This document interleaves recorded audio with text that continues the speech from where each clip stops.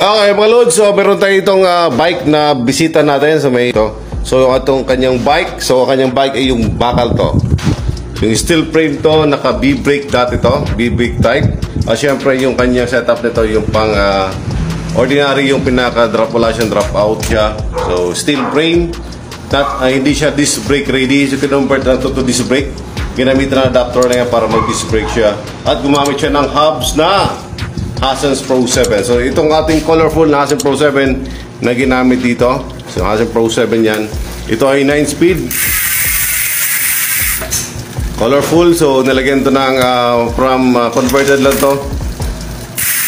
From B-brake to disc brake. Gamit ang conversion na yan. Converter na may adapter yan para makabitan siya. Then, syempre mapasin natin the loads. Ito yung kanyang gumamit siya ng A5. A5 9-speed to.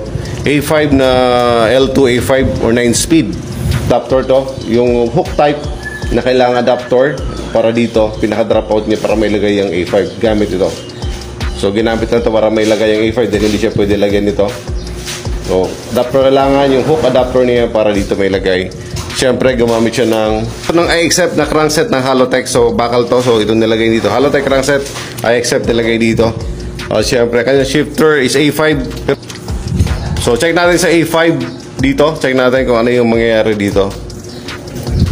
Kung kaya ba talaga. Hasen Pro 7 ginamit, then A5 yung RD. So, may chain drop siya. Back pedal. So, back pedal yung mga loads. Mga load, back pedal. Sa taas ito, okay, good siya. Sa lower gear, nagka-problema lang.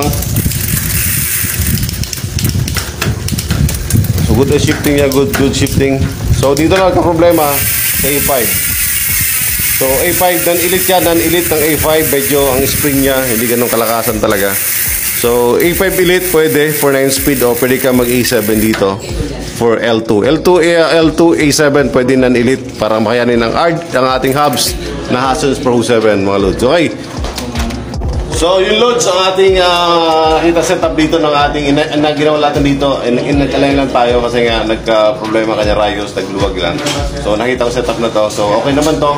Sa ganito mga frame na pwede mong gawin ang frame mo. Kung ang frame mo ganito, na setup mo, ito lang akong frame. Pwede mo lagyan ng Hasen Pro 7 at pwede ka mag-convert to this from B-brake to disc brake. Pwede yan. At pwede ka maglagay ng adapter na to. Yung hook type na to para may lagay mo yung A5 o A7 para makuha mo yung upgrade to cassette type. Dating thread type mo, kadalasan ito yung thread type na frame. Thread type to. So, at ang ginamit dito, siyempre yung Hasen Pro 7 na ating colorful na kinabit. Kaya nag-upgrade to cassette type. Gumamit ang A5 at para magamit yun. Kaya lang ang A5 hindi kaya ang Hasen. At ngayon load sa nais mag-order din ng Hasen Pro 7, any color meron tayo yan sa yellow basket.